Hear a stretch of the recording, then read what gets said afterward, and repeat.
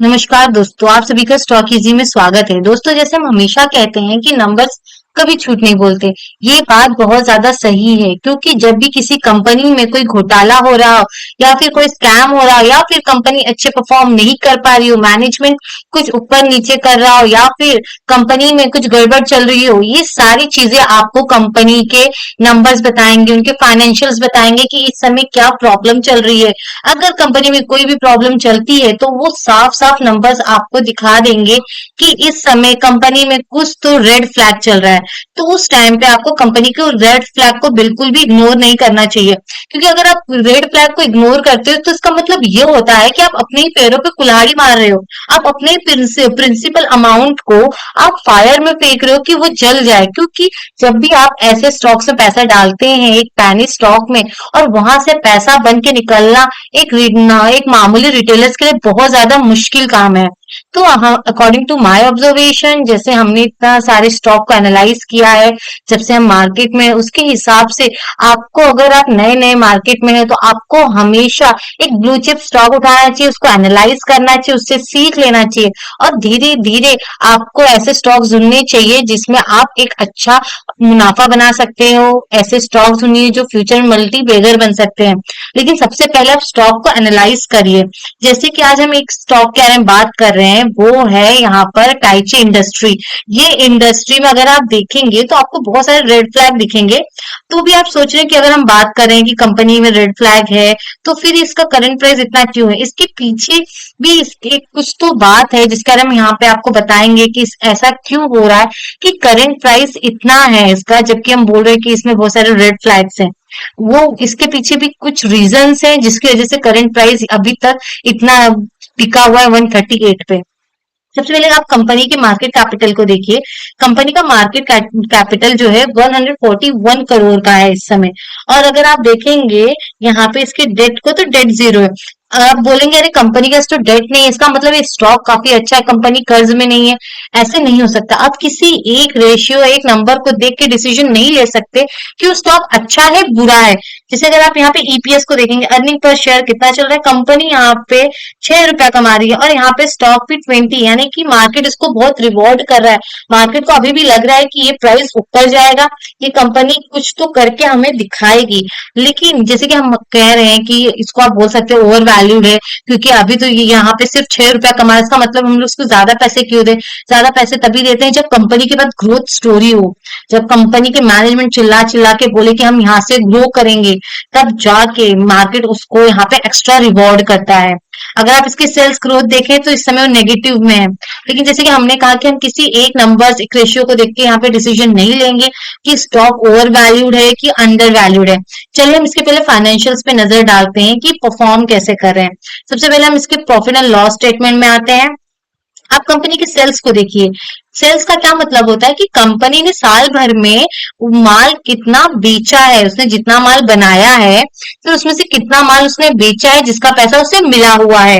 ठीक है, अगर आप देखें तो मार्च 2015 में इनके पास 63.86 करोड़ का इनका रेवेन्यू जनरेट हुआ था। और ये धीरे धीरे आप देखेंगे कभी बढ़ रहा है कभी घट रहा है। मतलब इनके अंदर ये कैपेबिलिटी नहीं कंटिन्यू प्राइस को ये बढ़ा सके। अगर आप देखेंगे तो सेक्टर फार्मा सेक्टर है, आप फार्मा के और भी सेक्टर्स उठा के देखेंगे तो आपको क्लियर हो जाएगा कि फार्मा सेक्टर इस तरह परफॉर्म नहीं कर रहे हैं। अगर मैनेजमेंट अच्छी है, मैनेजमेंट का वो खुद चाहती है अच्छा परफॉर्म करना और उस मैनेजमेंट को खुद लग रहा है कि कंपनी का फ्यूचर है, तो उसके रेवेन्यूज आपको इस तरह हिले हुए नहीं दिखेंगे। आप देखिए इनके रेवेन्यूज कभी भी आपको सेटिस्फाई नहीं कर पा रहे। मार्च 2026 में, यानी कि इस साल इनके रेवेन्यू गिर चुके हैं। ये देखिए यहाँ से अगर आप देखेंगे तो कंटिन्यू 2023 से 2026 तक कंटिन्यू इनके रेवेन्यू गिर रहे हैं। मतलब कंपनी के मैनेजमेंट रेवेन्यू जनरेट नहीं कर पा रही है। सिर्फ 53 करोड़ का उन्होंने रेवेन्यू जनरेट किया है। और इनके ऑपरेटिंग प्रॉफिट को देखिए, पूरी तरह वो कोलैप्स हो गया है। कोलैप्स मतलब वो छत से नीचे गिर गया, इस तरह का इधर उनका हाल हुआ है। 11 करोड़ से 2 करोड़ पे इनका ऑपरेटिंग प्रॉफिट आ गया। अगर आप मार्जिन पे भी ध्यान दें तो कितना यहाँ पे आप डिसअपॉइंट हो जाएंगे मैनेजमेंट से कि अगर आपने अपना पैसा लगाया तो आप खुद सोचे कि ये स्टॉक फ्यूचर में क्या आपको मल्टीबैगर बना पाएगा। जब यहाँ का मैनेजमेंट ही कॉन्फिडेंट नहीं दिख रहा है, उसके यहाँ पे परफॉर्मेंस नहीं दिख रही, ना वो रेवेन्यू जनरेट कर पा रहा है ना प्रॉफिट जनरेट कर पा रहा है, वो तो किस तरह ये कंपनी का फ्यूचर आप देख सकते हैं। यहाँ पे इनके मार्जिन भी पूरी तरह गिरे हुए हैं, आपको नहीं दिख रहा है। अब आप हमें बताइए कि यहाँ पे इसका नेट प्रॉफिट 7 करोड़ आया तो आया कैसे, खुद सोचे। ऑपरेटिंग प्रॉफिट खुद यहाँ पे 2 करोड़ का है, और यहाँ पे नेट प्रॉफिट यानी कि बॉटम लाइन इन्होंने 7 करोड़ का बुक किया है प्रॉफिट। इसका क्या मतलब हो रहा है, यहाँ पे किसकी वजह से ये चीज हो रही है, अदर इनकम की वजह से। जो यहाँ पे रिस्पॉन्सिबल है, जिसकी वजह से यहाँ पे मुनाफा दिख रहा है, तो वो सिर्फ और सिर्फ अदर इनकम है। अगर ये अदर इनकम नहीं होता तो ये नेगेटिव में चले जाते। अगर आप यहाँ पे भी न ध्यान दें तो ये जो यहाँ पे 12 करोड़ इन्होंने यहाँ पे नेट प्रॉफिट बुक किया, तो सिर्फ और सिर्फ यहाँ पे जो यहाँ पे अगर किसी की वजह से हुआ कॉन्ट्रीब्यूशन, वो सिर्फ और सिर्फ अदर इनकम का है। तो ये मैनिपुलेशन होता है कंपनी का। जब कंपनी रेवेन्यू नहीं जनरेट कर पा रही, आप साफ साफ देख रहे हैं कि रेवेन्यू यहाँ पे जनरेट ही नहीं कर पा रही है, तो यहाँ पे वो रिटेलर्स को कैसे अट्रैक्ट करें। तो वो क्या करते हैं, वो नीचे का जो लाइन होता है यानी कि बॉटम लाइन नेट प्रॉफिट, क्योंकि जो रिटेलर्स होते हैं नॉविस रिटेलर्स, जिनको ज्यादा नहीं पता होता किस तरह से चीजों को एनालाइज करते हैं, उस आइटम्स को हम किस तरह समझे, ये सारी जब नॉलेज नहीं होती, इंफॉर्मेशन ट्रांसफर जब नहीं होता है, तो ऐसा ही होता है। देखिए अब यहाँ पे नेट प्रॉफिट आ गया, तो रिटेलर्स के दिमाग में क्या आएगा जब रिजल्ट आया कि कंपनी ने 7 करोड़ का नेट प्रॉफिट बुक किया हुआ है, ठीक है, और वो यहाँ पे डिविडेंड भी दे रही है। अब ये जब दो चीज रिटेलर को सुनाई देती है, तब वो तीसरी चीज यहाँ पे रिटेलर सुनने ही नहीं चाहते। जो नॉविस रिटेलर्स होते हैं उनको कुछ समझ नहीं आता, फिर वो ऐसे स्टॉक को खरीदने के लिए टूट पड़ते हैं। उनको लगता है कितनी जल्दी वो ऐसे स्टॉक्स को खरीद लिए और यहाँ पे वो माला, जो कि उनकी बहुत बड़ी गलतफहमी होती है। ऐसे स्टॉक्स कभी भी आपको मालामाल नहीं बना सकते, कभी भी आपके पोर्टफोलियो में ग्रोथ नहीं करवा सकते। अगर आप इस स्टॉक को अपने पोर्टफोलियो में रखेंगे, तो क्या आपको लगता है ये आपका फ्यूचर पोर्टफोलियो को एकदम अच्छे से ग्रो करेगा? नहीं, बिल्कुल भी नहीं करेंगे। ऐसे स्टॉक आपके पोर्टफोलियो को कभी भी ग्रो नहीं करा सकते।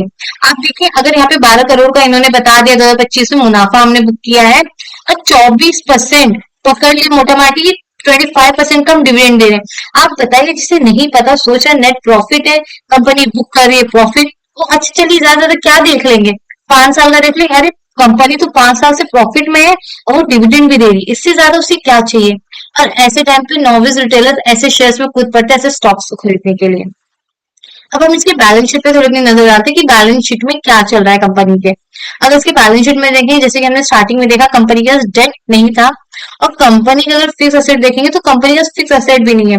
देखिए इधर 29 का इनके पास फिक्स असेट था 2015 में, और यहाँ पे 12 साल के बाद 18 करोड़ का, यानी कि पकड़ लीजिए मोटा माटी 19 करोड़ का बस फिक्स असेट रह गया है। सोचिए कंपनी के पास फिक्स असेट ही नहीं जिससे उन्हें रेवेन्यू जनरेट करना है, जब उनके पास वही चीज नहीं है।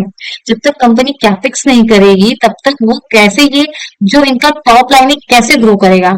टॉप लाइन भी ग्रो कराने के लिए इन्हें कैपेक्स तो करना पड़ेगा। अगर आपको अपने फ्यूचर में कुछ करना है, तो पहले आपको अपने पर इन्वेस्ट करना होगा, तब जाके आप उस चीज को अचीव कर सकते हैं। सेम यहाँ अगर कंपनी को ग्रो करना है, कंपनी को अपने फ्यूचर को ब्राइट बनाना है, और एक टाइम पे मेच्योर कंपनी बनना चाहती है, तो उसके लिए उसको आज के लिए अपने कंपनी में इन्वेस्ट करना होगा।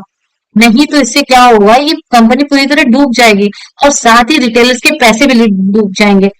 हालांकि इनको रिटेलर्स के पैसे से कुछ मतलब नहीं होता है, लेकिन फिर भी अगर हम थोड़ा सा नीचे आए, यहाँ पे देखें इनके, और यहाँ पे अगर हम आते हैं इनके, अगर आप रेशियोज को देखेंगे, तो रेशियोज में है मतलब इनको 133 डेज में पैसे मिल रहे हैं।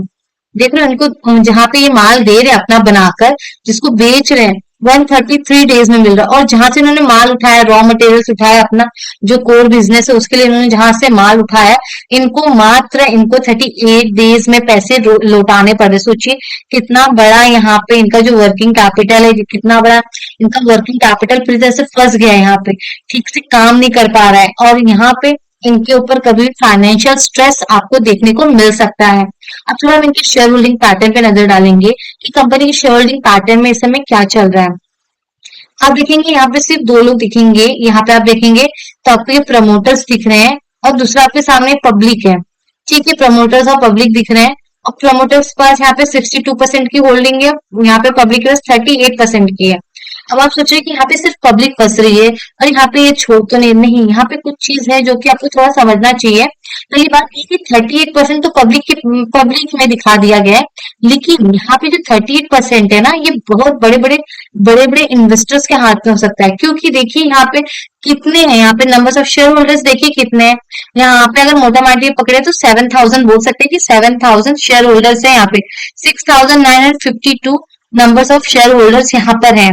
तो आप सोचिए कि 38, सिर्फ 7,000 लोगों के हाथ में 38% शेयर है इस कंपनी का। मतलब बड़े बड़े लोग ने अभी होल्ड कर रखा है, इसलिए ये जो प्राइस आप देख रहे हो ना, ये ऐसे ना धड़ाम से नहीं गिर रही है, ये देखिए कैसे धीरे धीरे धीरे गिर रही है अभी।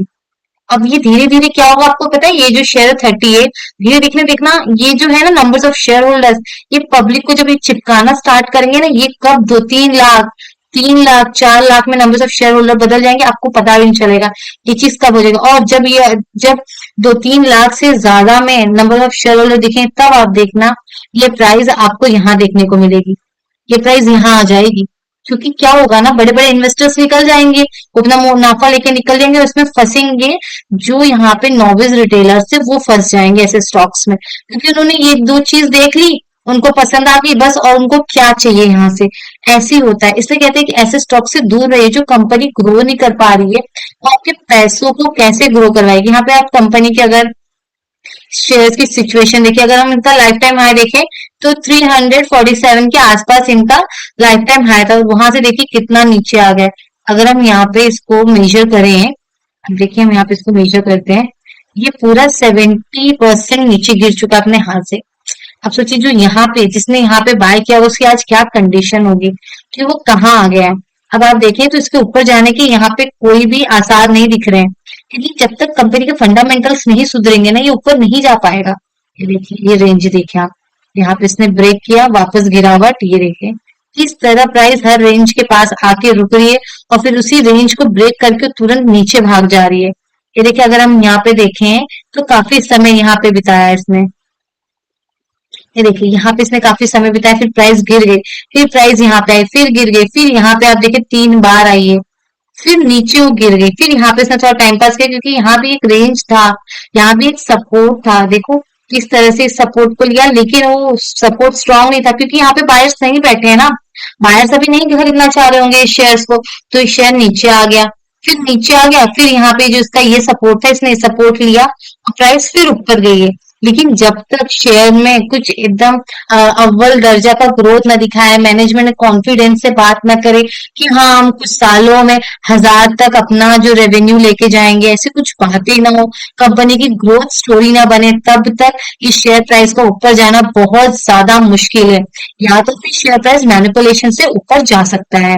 अकॉर्डिंग टू माय ऑब्जर्वेशन, आपको ऐसे स्टॉक से तुरंत दूर हो जाना चाहिए, तुरंत आपको ऐसे स्टॉक को छोड़ के भाग जाना चाहिए। तो दोस्तों आज के लिए मेरे वीडियो आपको यूजफुल लगा है तो लाइक कमेंट सब्सक्राइब जरूर।